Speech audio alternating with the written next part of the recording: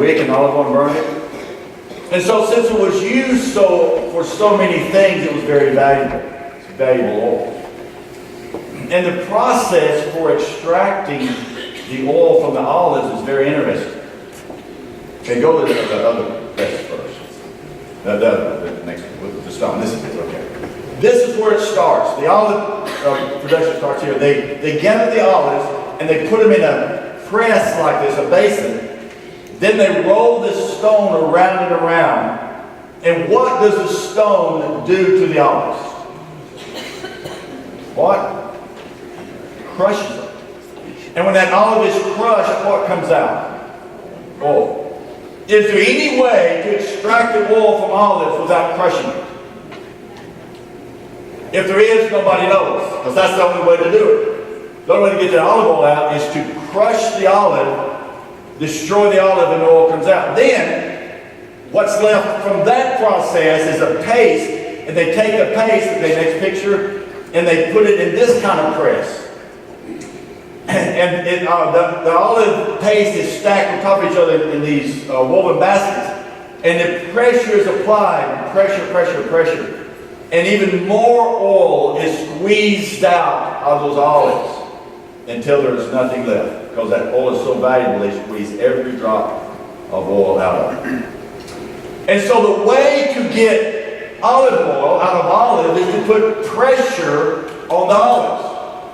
So much pressure that they are crushed beyond recognition so that the oil can come out. Right? That's how it's done. Pressure. Pressure creates the olive. Now, there's a name, a Hebrew name, for this press.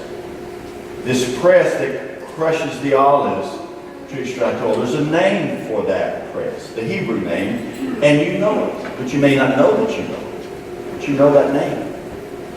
The name for an olive press is Gethsemane. Did you know that? The name for an olive press is Gethsemane. Now, where else ever heard that name, Gethsemane? In what context have we heard that name? That was the garden, the place where Jesus took his disciples after the Last Supper before he was arrested. Let's look at that story. It's found in all three Gospels. We're going to look at a couple of those because each one talks about something a little different. Let's start with Mark, the 14th chapter, verse 32.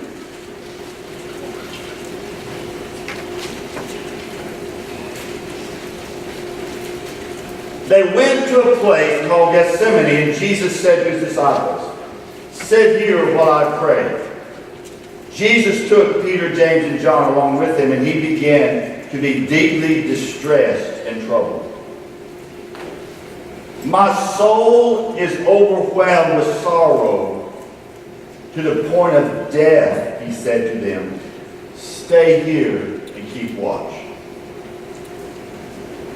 And so what is Jesus feeling? He said, "My soul is overwhelmed with sorrow." How much pressure is he feeling? What does he say? To what point? To the point of death.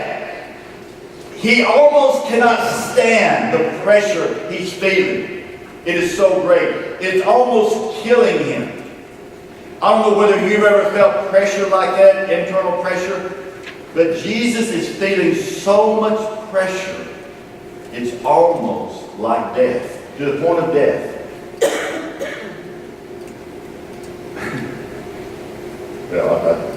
Going a little further, he fell to the ground and prayed, if possible, that the hour might pass from him. Abba, Father.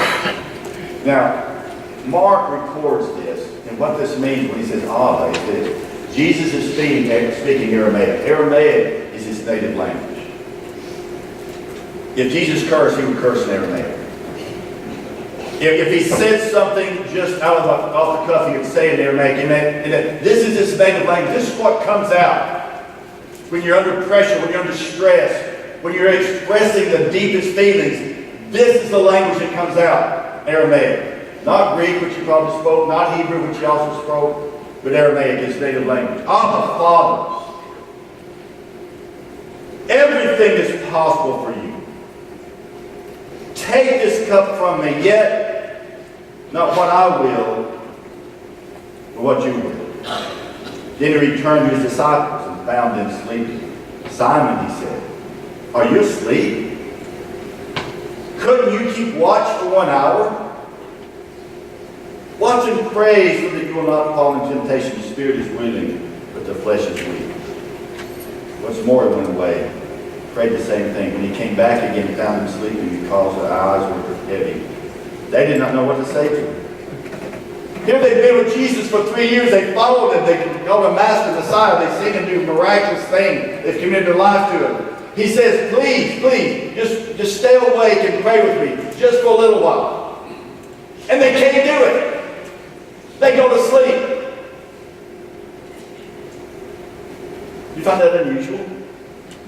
The one thing he asked them to do, just stay awake. Please, just stay awake. They couldn't do it. Of course, this is before Red Bull. Coffee. But you know what? That wouldn't help.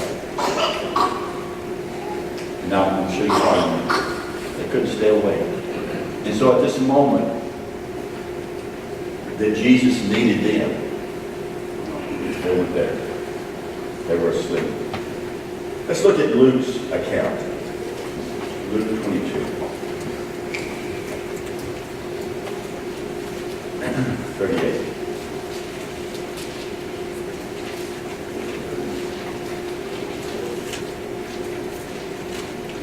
Jesus went out as usual to the Mount of Olives, and his disciples followed him. On reaching the place, he said to them, pray that you will not fall into temptation. He withdrew about a stone's throw from them and knelt down and prayed. Father, if you are willing, take this cup from me, yet not my will, but yours be done. An angel from heaven appeared to him and strengthened him. And being in anguish, he prayed more earnestly. And his sweat was like drops of blood falling to the ground. I'll read this account just for that description of Jesus. Sweat, like drops of blood falling to the ground. What does this indicate is happening to Jesus? What does this indicate is happening? He's under what? Pressure. Have you ever been under so much pressure that you sweat drops of blood? Could you imagine being under such intense emotional, spiritual, psychological pressure that drops of blood come out like sweat and drop on the ground? This is what Jesus is going through at this moment. He's under pressure. Where is this pressure coming from? What is this pressure that is happening to him that he is feeling? He is not afraid to die. A lot of people face death. It's not so much even of the type of death that he's going to die, but torture. It's not even that. There's something else going on within him. Now, for the last several weeks, we've talked about the way of the cross. And we've looked at the cross from a lot of different angles. But today is the final concluding in this series, Way of the Cross. And I'm going to tell you exactly what the cross means, and hopefully I pray that I'll be able to explain it in such a way that you will go away from here understanding exactly what the cross meant to Jesus and what it means for us. Because without this, you'll never get what the Christian faith is all about. So this is important. And so for you to understand what's going on with Jesus, we're going to go to the Old Testament. We're going to go to Isaiah, 53rd chapter. Because Isaiah gives us to me, the clearest, most definite description of what is happening to Jesus. We're going to begin reading at verse 4. And Isaiah, speaking 1,000 years before Jesus was born, telling us exactly what would happen to him. Surely he took up our pain and he bore our suffering. Yet we considered him punished by God, stricken by him, and afflicted. But he was pierced for our transgressions. He was what? Crushed for our iniquities. And the punishment that brought us peace was upon him, and by his wounds we are healed. We all, like sheep, have gone astray.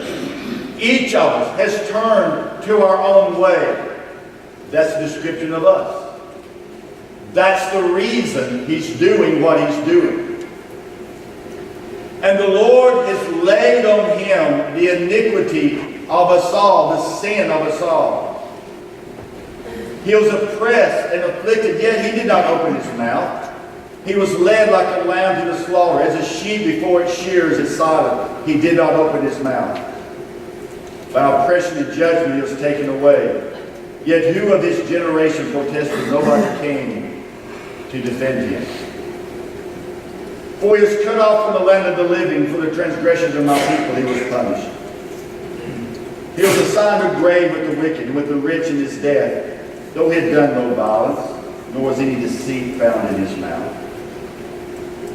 Verse 10. God wants you to say.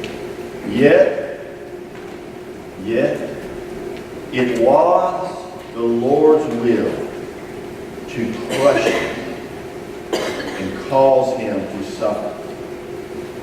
And though the Lord makes his life an offering for sin, he will see his offspring and prolong his days. And the will of the Lord will prosper in his hand. And after he has suffered, he will see the light of life and be satisfied by knowledge and righteousness. My servant will justify many, and he will bear their iniquities. What I want to focus on is this. It was the Lord's will to do what? Crush it. To crush it. Just like the olives that are taken to that olive press and squeezed till all of their life, their oil comes out.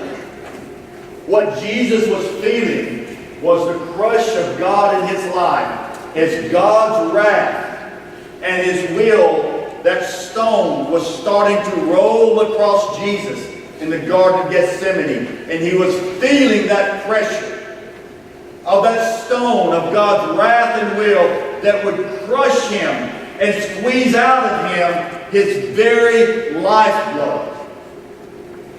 That is what the cross is about.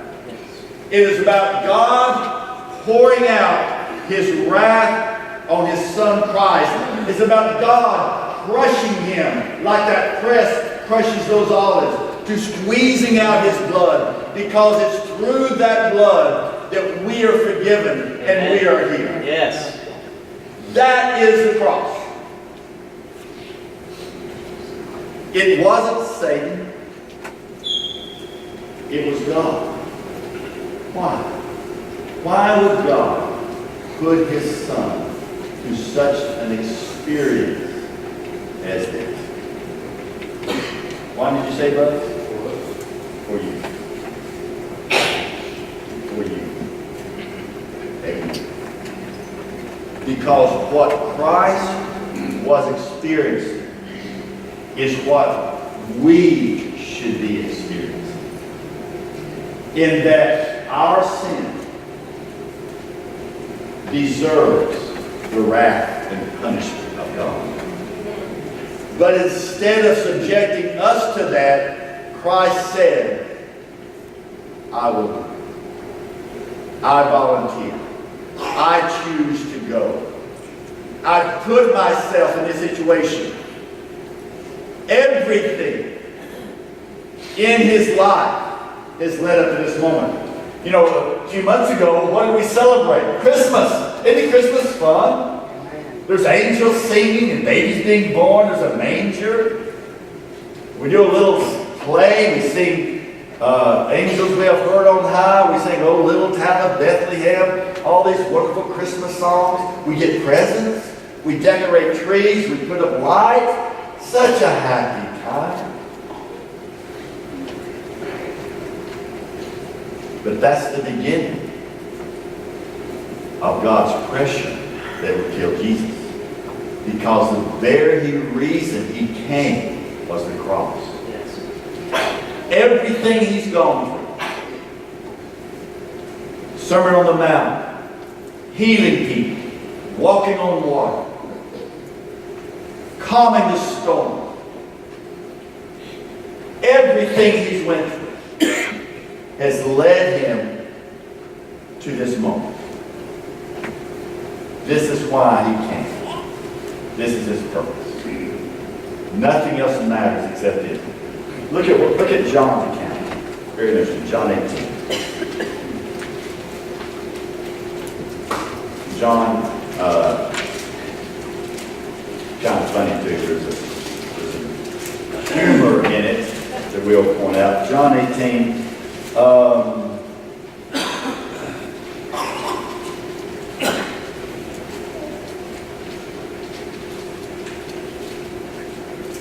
Let's start at verse 2.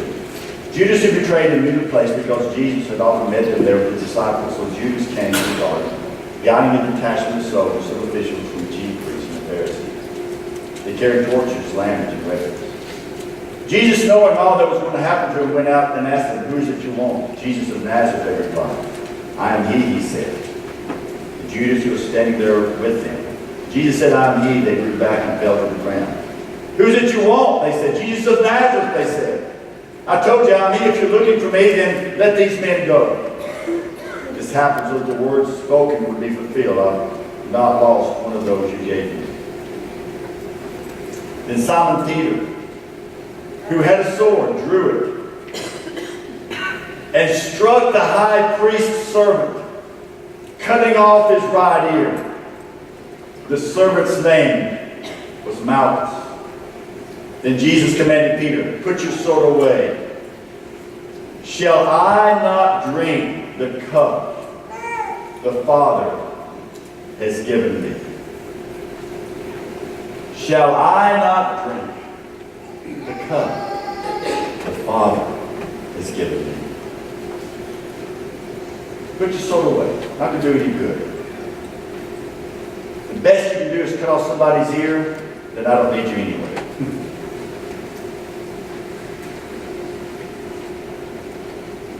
Because this is what I'm here for. Look at Matthew 26.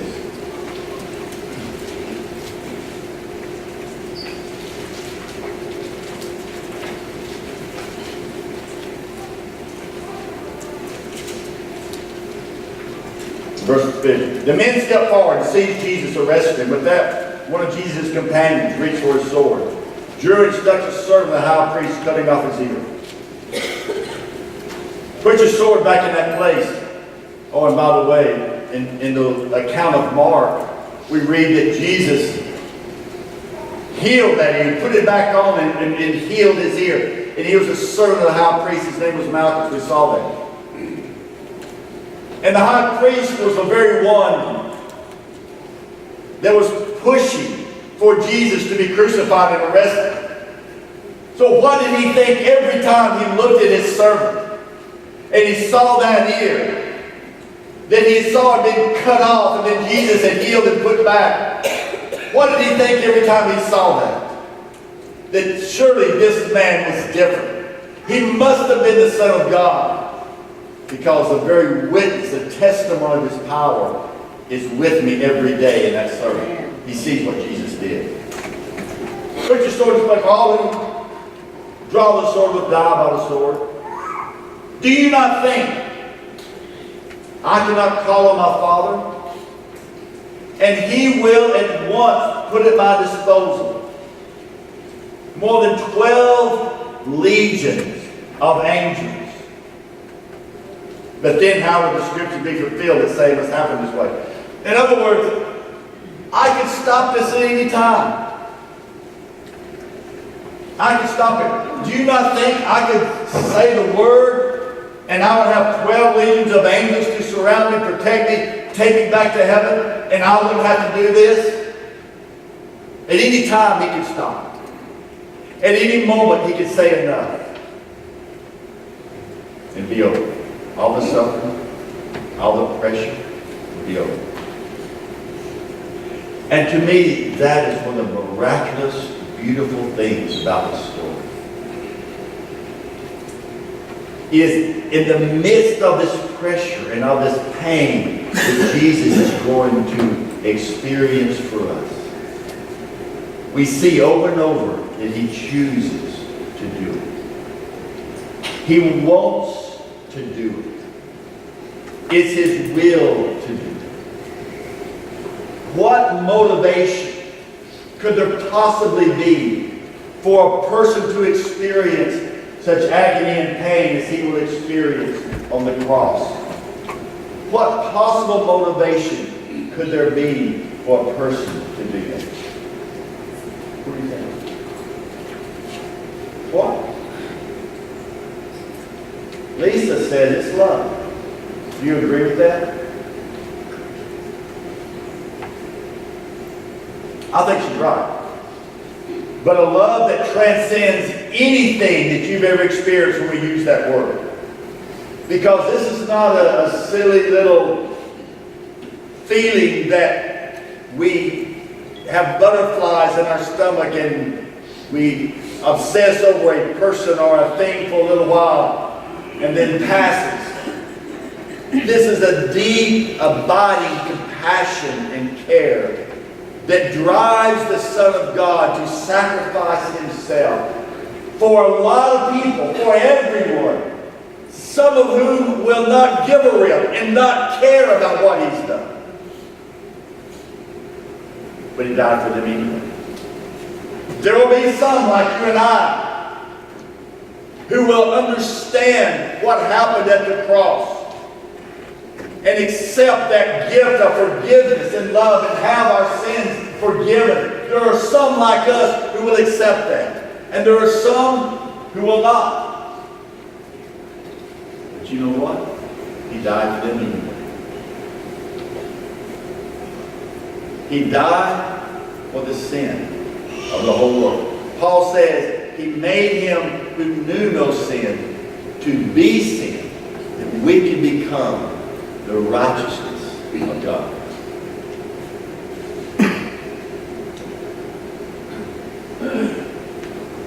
There was some people that needed some help, and so I stopped and helped them, bought them some gas, took them to get, took them to a gas station to get some gas. They were stuck in the interstate, hot day. Brought them back, brought them some lunch. Really helped them out. I mean, it was hot. It was like almost 100 degrees, 97 degrees. On the interstate, nowhere to go.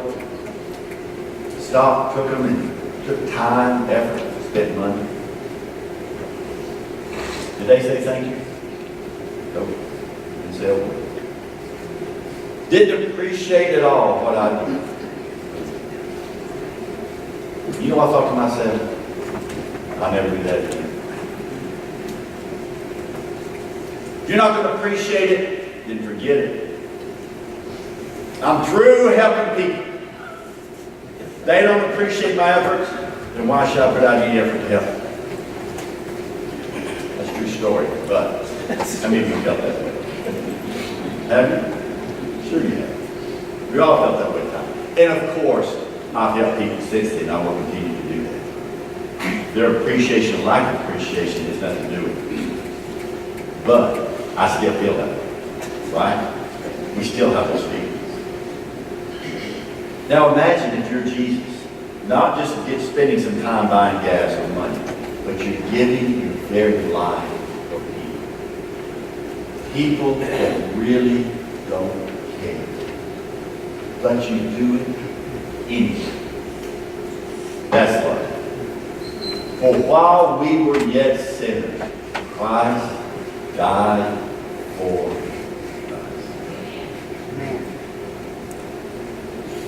Not because we deserve it. Not because we've earned it. But because He chooses to do it. You don't deserve God's love. I know you. You don't, because I know me. You don't deserve it. I don't deserve it. If you knew what kind of person that I really was, you would say, my goodness, why are you up there preaching? Get down. You don't want you.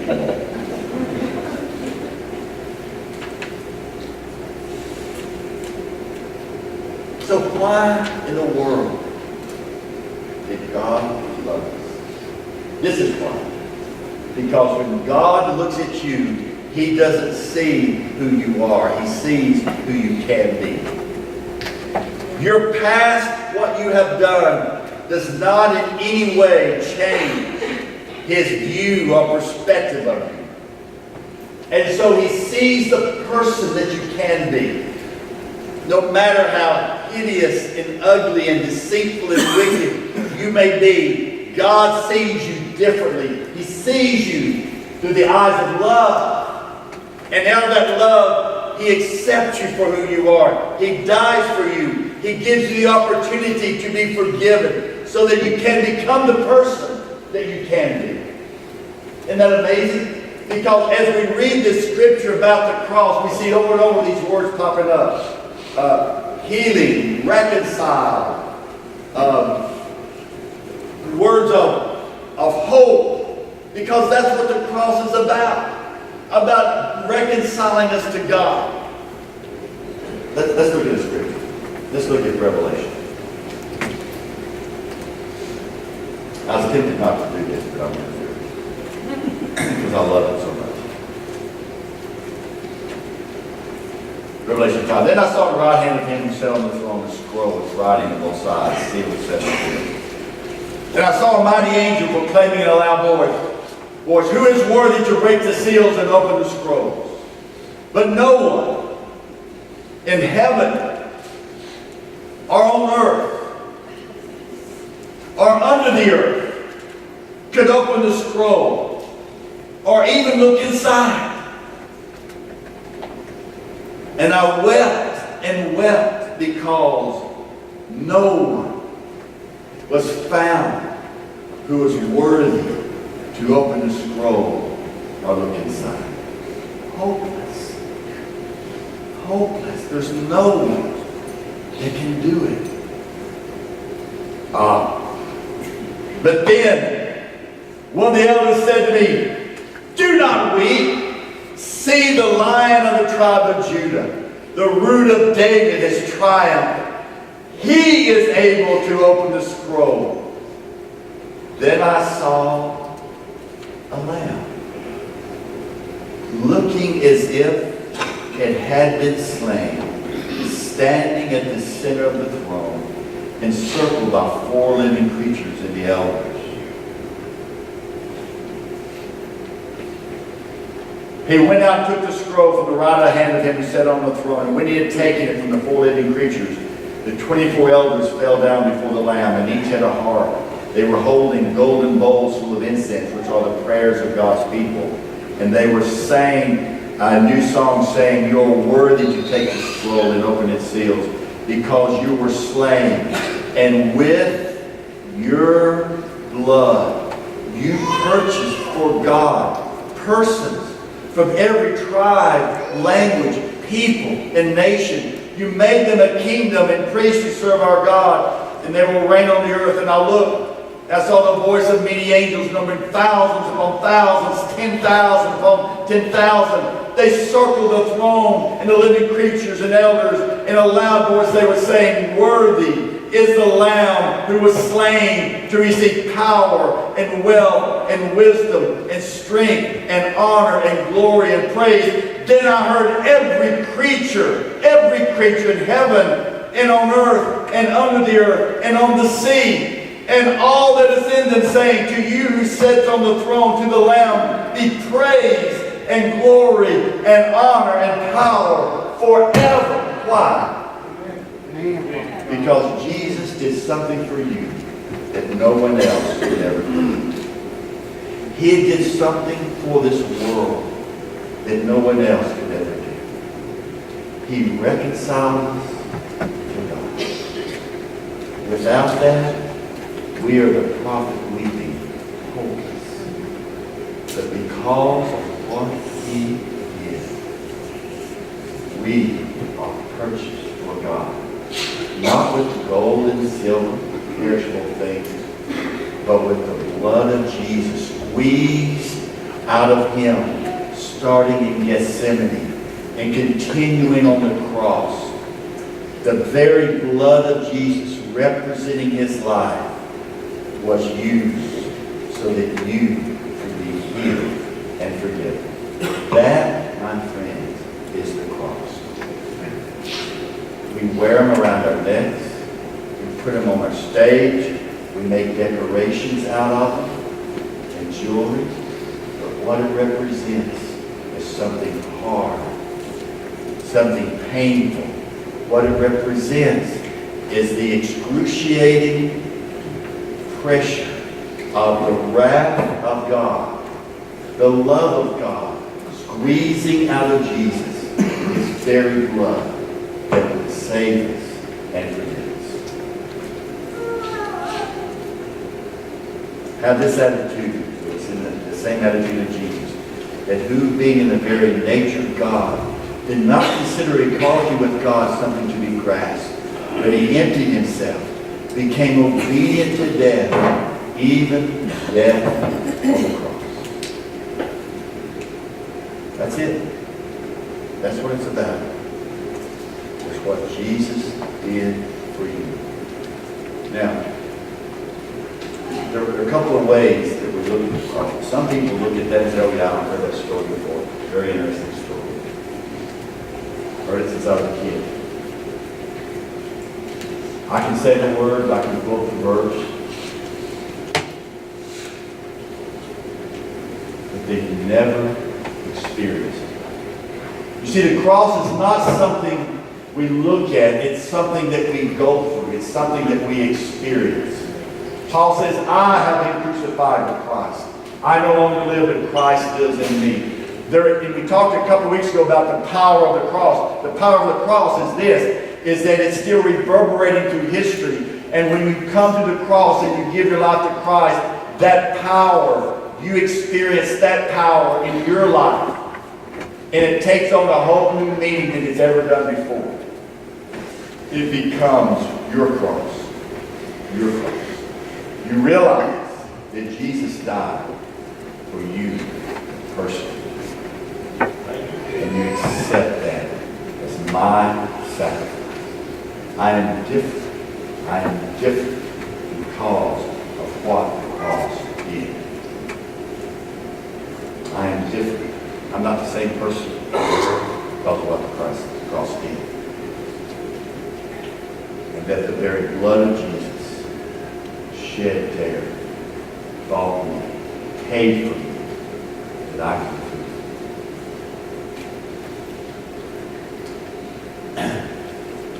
Jesus, in obedience to His Father and love for us, went to the cross so that you could be healed, so that you could be free. Question 2 is this. Have you experienced that? Have you been to the cross and walked away a changed, transformed person?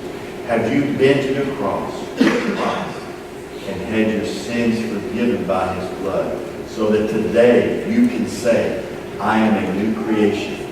I am different because I've been to the cross of Christ. Do you know why I spent a month and a half on the cross? Because the cross is the singular event in history that changed our lives. In a couple of weeks, we're going to celebrate the resurrection. And that's going to be wonderful. I love the resurrection. I love it. But there couldn't have been a resurrection had there not been a crucifixion. We'd have nothing to celebrate if it had not been a crucifixion. It begins with the crucifixion. It begins. Let's pray. This morning is the first Sunday of the month.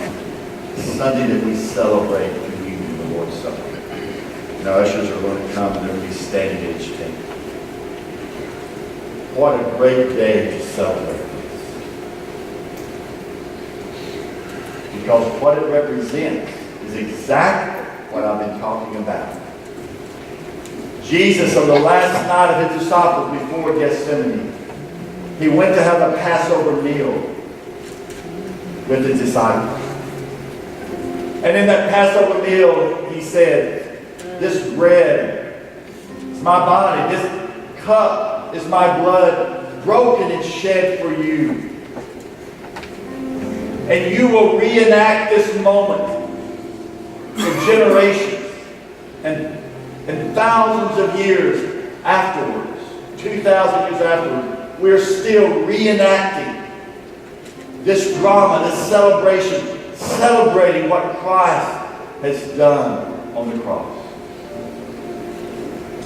We already have some of our Easter decorations up. Just notice the little lamb on the front table. Lamb of God takes away the sin of the world.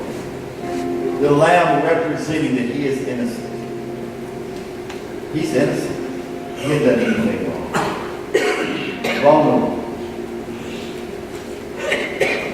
Offering himself for our sin. This morning, if you've never experienced the cross, forgiveness of your sins, the new life in Christ. Now, I'm not saying if you come to church or if you've gone through the process.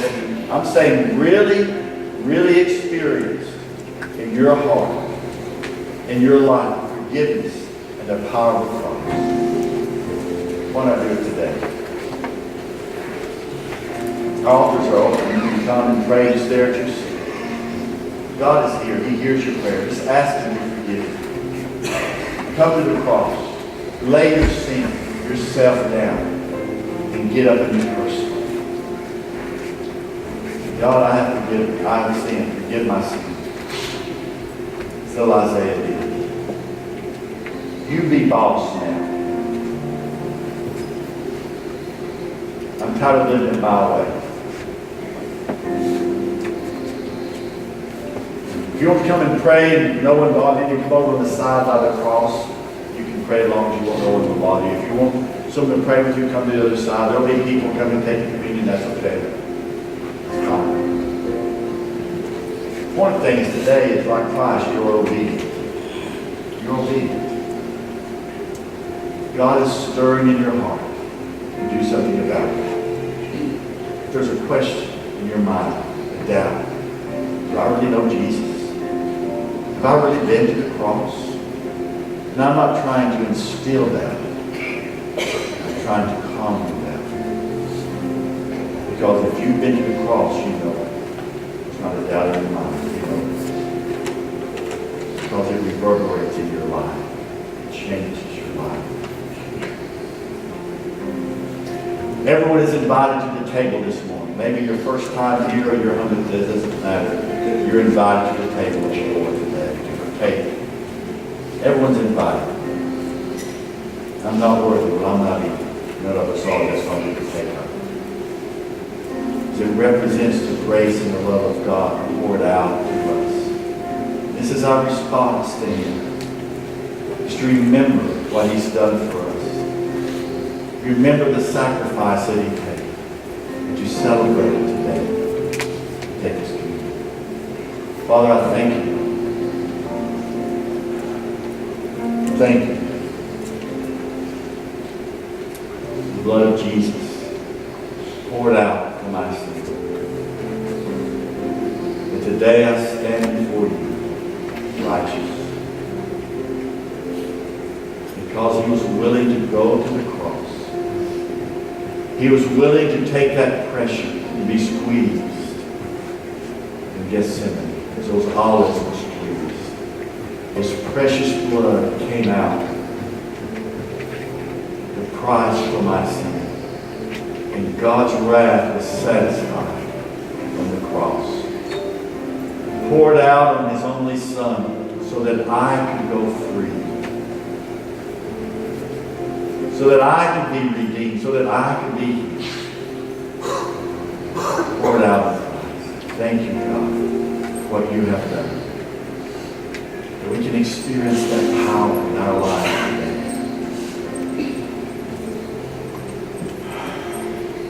Jesus' name. Let's stand and sing this last song. These two sections were just feeding to the center row, around the table. These two sections, feeding to the center row, go to each table. Be obedient to God this morning. Whatever He has called you to do, don't pass up this moment. Let's worship Him. There is a fountain filled with blood, drawn from Emmanuel's faith, and sinners must beneath that blood lose all their guilty stains, lose all their guilty stains, lose all their guilty stains, and sinners must beneath that blood lose all their guilty stains.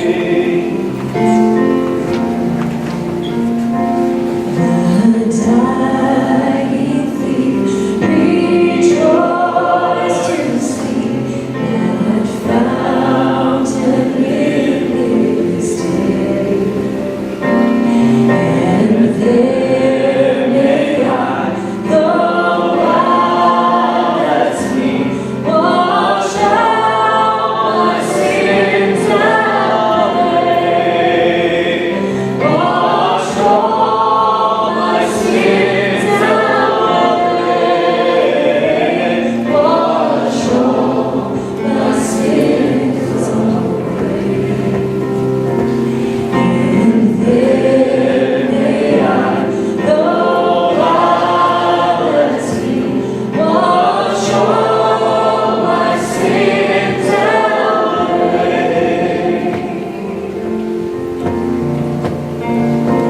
Dear dying Lamb, Thy precious blood shall never lose its power, till all the ransomed church of God be saved to sin no more, be saved to sin no more, be saved to sin no more. Till all the ransomed church of God be saved to sin no more. Here sits by faith, I saw the stream, Thy flowing wounds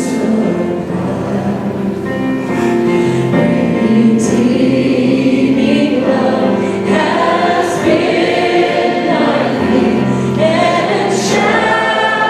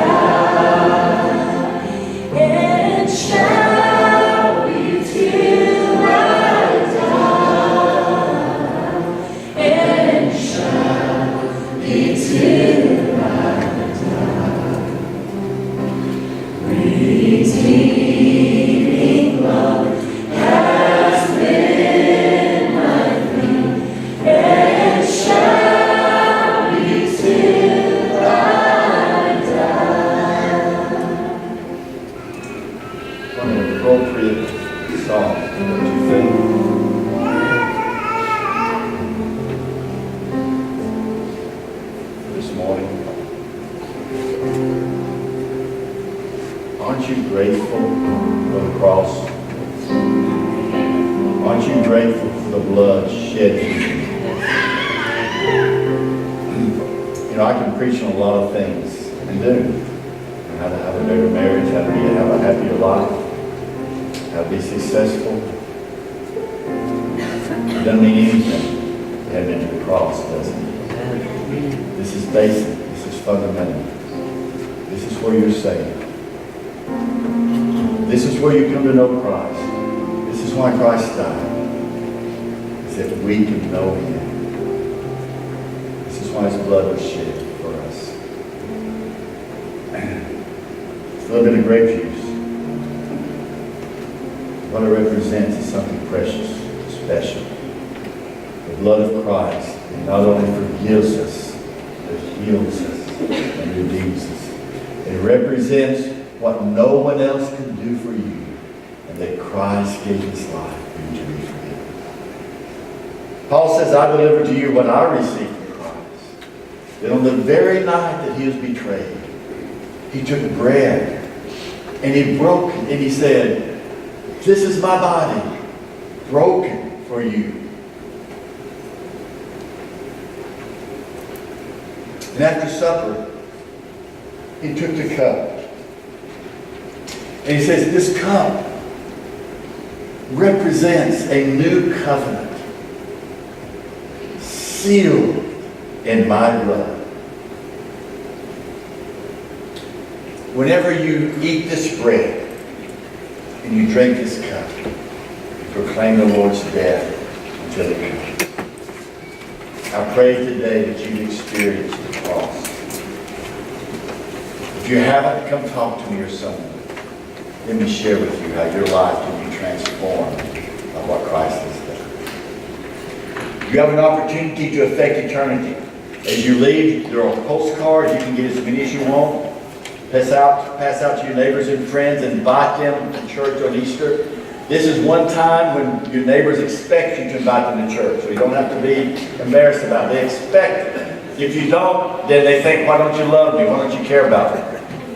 Easter egg hunt on Saturday, Sunday service, Easter. Invite your neighbors and friends. Take as many as you want. Pass them out. 2 services, great days, Easter Sunday. God bless you. Go in peace.